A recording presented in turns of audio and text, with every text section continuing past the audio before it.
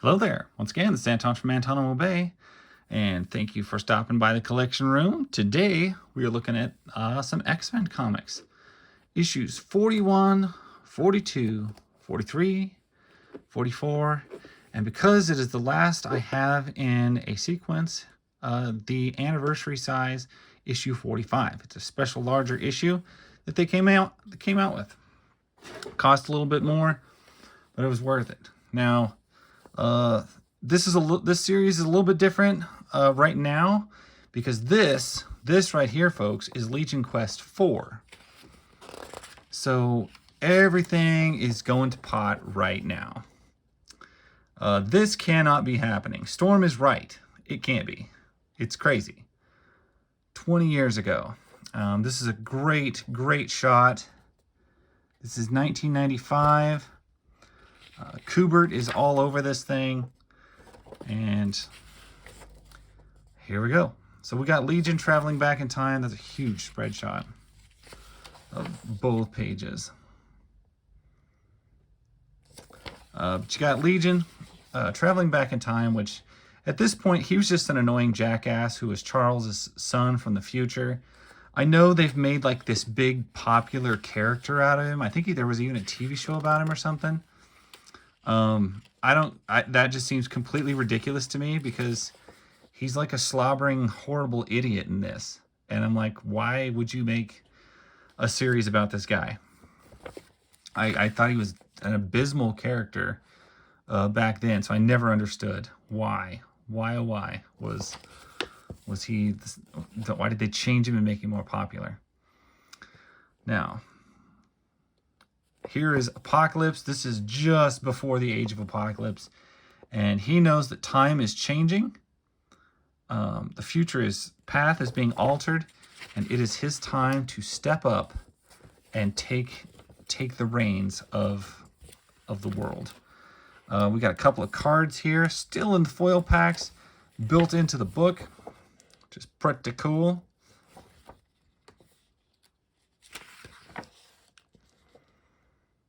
Storm looking good. Iceman looking good. This is shortly after he just found out he's much more powerful than he believed.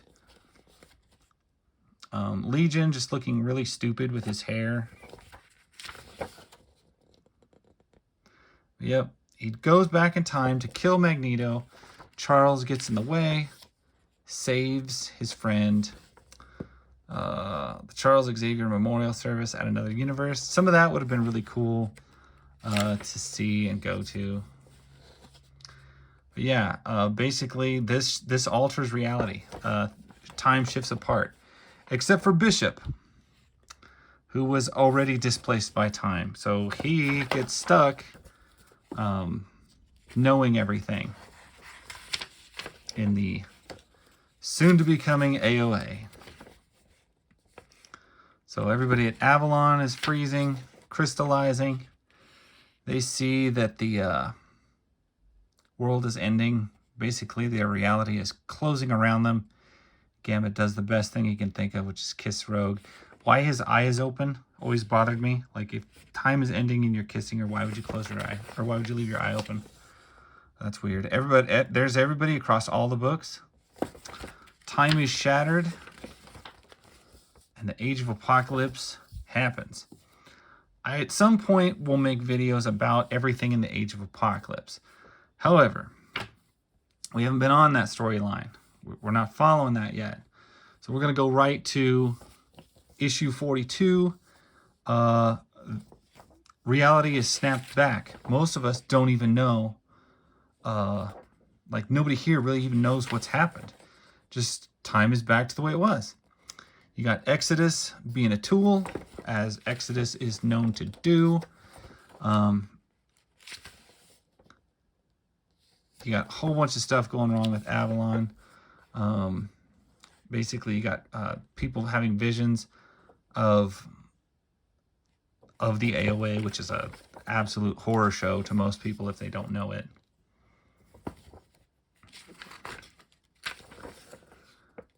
Back in the normal world here, we got Juggernaut, who I think, if I remember right, at this point has been knocked loopy by Onslaught.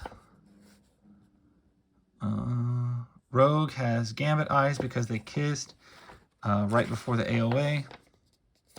So, like you're thrown back into a weird loop.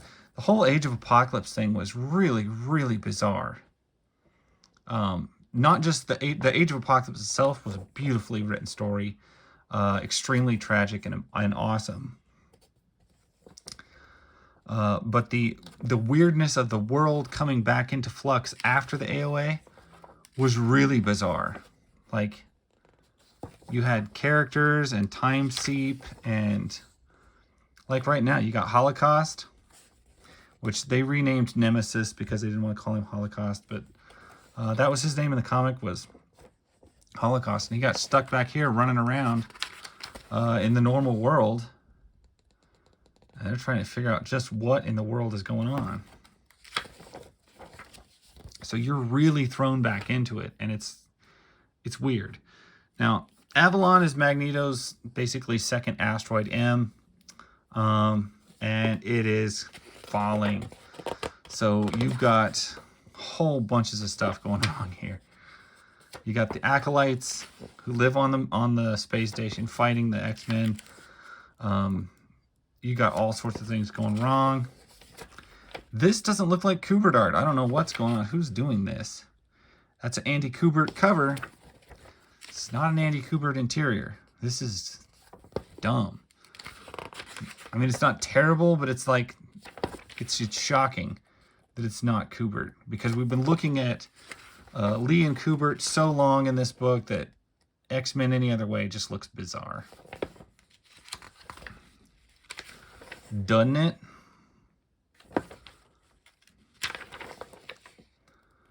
Here we're getting like the Avalon is breaking up, falling apart, burning up through re-entry. And where will we land? Probably in Australia. Oh wait, that's not Australia. Colossus didn't land in Australia. Colossus landed somewhere else. Who knows where? Probably Siberia, knowing his luck. Xavier's back. And like I said, everybody's still reeling with the events of the AOA. And it's just, it haunts their brains, their minds. Bishop, of course, remembers it all because he is the most miserable X-Man ever. Here they are in the Australian outback. Luckily enough, they happen to be within walking distance of their old X-Men base back in the day.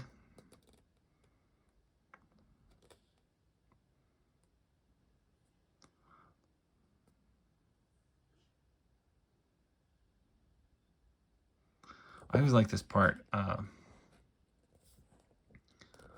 They're like complaining that they're thirsty and that they're gonna die. And Cyclops just blasts a hole. You wanted Acolyte? You've got it. Looks like this is the right type of terrain. And he's like, drink it and let's keep moving.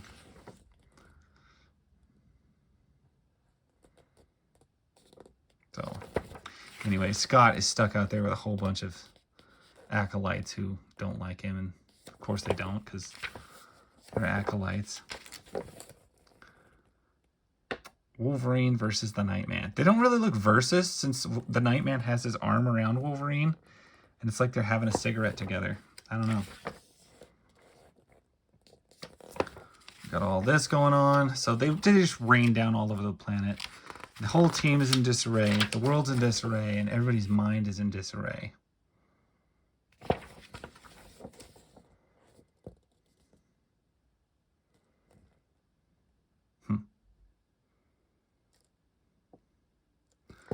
Cyclops blasting through a mountain.